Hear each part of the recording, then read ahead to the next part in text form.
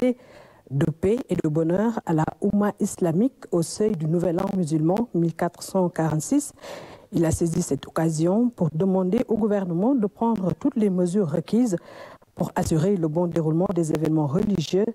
à savoir le Grand Magal de Touba, le Mawloud et l'Assomption qui se tiendront dans les prochaines semaines au Sénégal. Revenons sur les recommandations des assises de la justice et des réformes urgentes de ce secteur.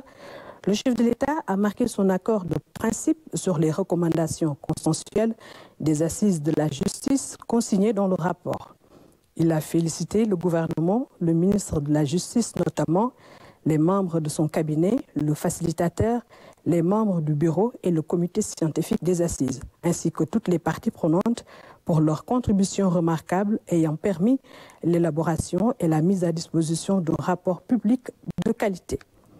Le président de la République a salué l'esprit participatif et inclusif de l'exercice, soutenu en cela par l'activation de la plateforme Djoubanti. Cette innovation notable dans la communication de l'État consacre la digitalisation de la participation citoyenne à l'action publique, mais également le pragmatisme dans le déploiement du projet de transformation systémique du Sénégal, ce qui s'inscrit dans l'engagement primordial à asseoir un État de droit, une République exemplaire et une nation solidaire à travers des institutions fortes et une justice crédible qui agrée le peuple sénégalais au nom duquel elle est rendue.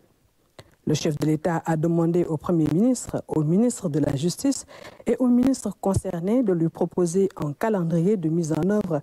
des réformes du secteur de la justice en droite ligne du programme législatif du gouvernement. Cet agenda législatif doit viser notamment la révision de la Constitution et des codes spécifiques.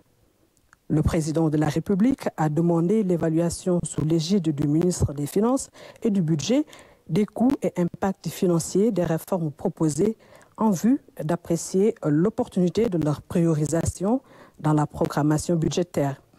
Il a informé le Conseil de sa disponibilité à recevoir encore toute contribution aux propositions pertinentes relatives à la réforme du Conseil supérieur de la magistrature concernant notamment l'élargissement de ses membres aux acteurs n'appartenant pas au corps des magistrats et la problématique de la présence dans l'instance du président de la République et du ministre de la Justice. Le chef de l'État a demandé au Premier ministre et au ministre de la Justice de faire une communication mensuelle en Conseil des ministres sur l'état de mise en œuvre des recommandations et décisions issues des assises de la justice et de tenir compte dans cet exercice à leur conformité avec les valeurs de notre société, notre culture et nos croyances. Au chapitre de la gestion durable de l'assainissement des communes du Sénégal, le chef de l'État a fait remarquer que l'urbanisation croissante du Sénégal et les difficultés d'aménagement de nos communes ont accéléré le phénomène des inondations et augmenté les besoins en infrastructures d'assainissement.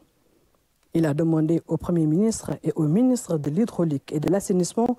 d'intensifier avec la Brigade nationale des sapeurs-pompiers et l'ensemble des services de l'État mobilisés le déploiement efficace des dispositifs de prévention et de gestion des inondations dans les localités touchées. Il a souligné en outre la nécessité de mobiliser en mode alerte les mécanismes publics de solidarité nationale pour assister les populations sinistrées en relation avec les autorités administratives. Le président de la République a demandé au Premier ministre d'évaluer les actions de lutte contre les inondations déroulées dans cette dernière décennie pour ensuite engager une réorientation de la stratégie nationale d'assainissement en cohérence avec le renouveau des politiques en matière d'aménagement du territoire, d'urbanisme et d'habitat. Il a, à ce titre, invité le Premier ministre à procéder à l'actualisation et à la généralisation des plans directeurs d'assainissement, PDA, et de lui proposer un nouveau programme intégré de développement de l'assainissement, PIDA. Le chef de l'État est revenu sur l'ancrage social du concept d'engagement citoyen Setal Suñu Réew. Il a félicité le Premier ministre, le ministre de l'Hydraulique et de l'Assainissement, les membres du gouvernement, les autorités administratives, les maires, les services de l'État, les acteurs privés, les jeunes, les femmes et les forces vives de la nation en action, pour le succès de la seconde édition de la journée de mobilisation nationale, Setal Suñu Réew, qui s'est déroulée le samedi 6 juillet. Il a, dans le même sillage, demandé au gouvernement de veiller à la bonne préparation de la 3e édition qui sera consacrée à la thématique de la reforestation dans le cadre de la Journée nationale de l'arbre. Celle-ci sera exceptionnellement célébrée les samedis 3 et dimanche 4 août 2024. Au titre de son agenda diplomatique, le président de la République a informé le Conseil de sa participation le 7 juillet 2024 à Abuja au 65e sommet des chefs d'État et de gouvernement de la CEDEAO. Dans sa communication, le Premier ministre a fait part des visites qu'il a effectuées à Touba et à Tivaouane auprès du Khalife général des Mourides et du Khalife général des Tidjanes. Il a saisi l'occasion de ces visites pour entretenir les khalifes généraux de l'ambition de transformation systémique du Sénégal avec les principes de Djoub, Djoubel et Djoubanti.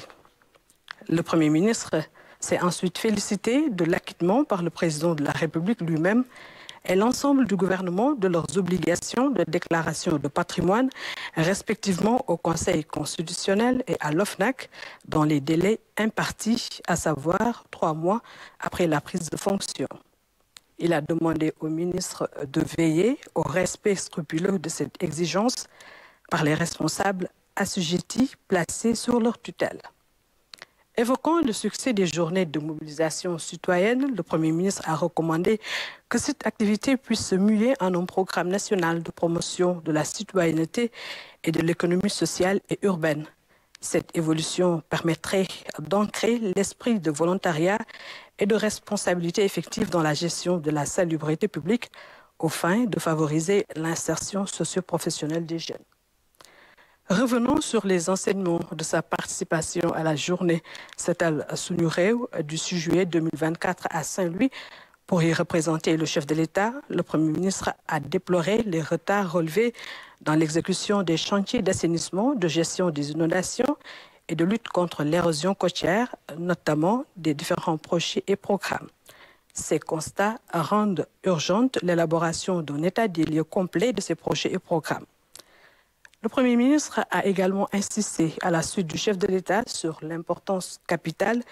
attachée à la gestion préventive des inondations en engageant le ministre des Finances et du Budget à accorder une priorité absolue dans les arbitrages budgétaires à la prise en charge des dépenses y afférentes. Enfin, le Premier ministre a informé le Conseil de la mise en place sur instruction de Monsieur le Président de la République par arrêté en date du 3 juillet 2024 d'un comité d'examen des contrats conclus dans les secteurs stratégiques. Le comité a pour mission principale d'analyser dans les contrats susvisés la présence centrale de l'intérêt national ainsi que ses mécanismes de sauvegarde en vue d'assurer le cas échéant les objectifs d'équilibre requis. Au titre des communications,